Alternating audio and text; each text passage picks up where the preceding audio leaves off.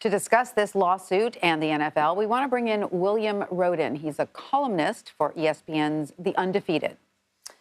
Bill, welcome. This is quite a story. We heard Flores speak about this a bit, but for people who don't know, explain what the Rooney Rule is and why many people say it is in need of reform. Well, the Rooney Rule was established almost 20-something years ago when the hiring process, as bad as it is now, was a complete debacle. And what it required NFL teams to do is that before they made a hire, they had to at least interview quote unquote minority candidates for head coaching and any front office position.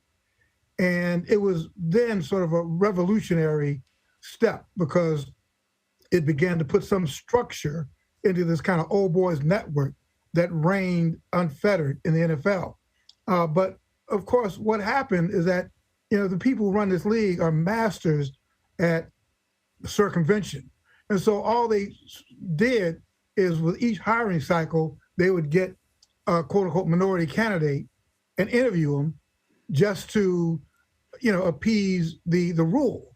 And what is so revolutionary about Brian Flores' suit, there are a couple things. Is it sort of it confirmed some of the stuff that we all thought about the sham. The whole bizarre exchange between Bill Belichick and Flores. Belichick, thinking he's texting Brian Daboll saying congratulations when he's actually texting Brian Flores 2 days before Flores was set to interview. In other words, they had already hired the guy, but they were bringing in Flores in just to confirm with the Rooney Rule. So that's what the Rooney Rule is. And I think what this suit shows dramatically is that rule is beyond broken. It's basically in shambles. Those texts are going to prove to be so crucial, it seems to me, because it's so hard to prove, right, the reason that someone isn't hired over somebody else. So, what do you say to the argument NFL teams have the right to hire whomever they think is best for the job, regardless of race or background? Well, but race, background, gender, we all know how jive that is. I mean, that's why you have so few women in power positions. So few men, because of course they can hire anybody they want, and anybody they want historically has been white males.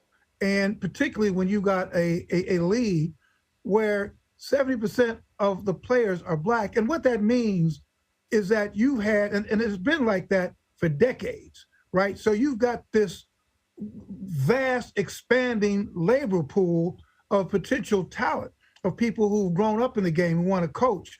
And what the NFL, what these owners are doing is basically saying, screw that. All we want the black players to do is play, lift that barge, tote that bale, and leave the running of the league to us, meaning white males. And historically, the NFL, they talk all through George Floyd. They've been having social justice committees, which some of the owners are on. But this basically shows the hypocrisy. And the only thing historically that has made the NFL move has not been words, but has been force.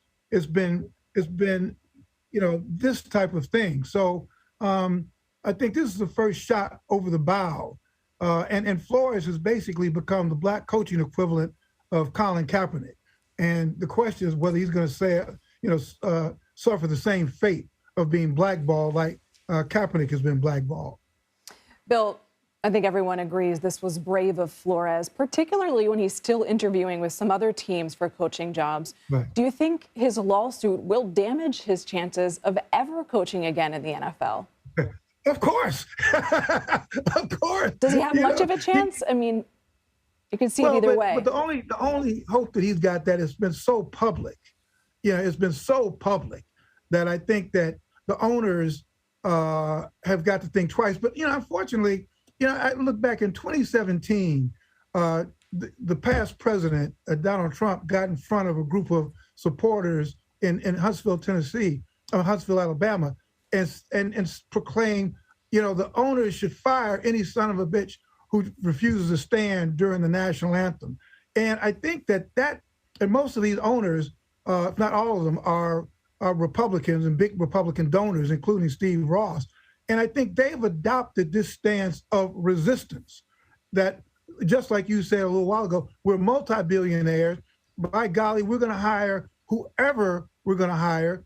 And as a former Houston, Texas owner said, we're not going to let the inmates run the asylum. So I think that what we're seeing is this thing of defiance from these people who run the NFL.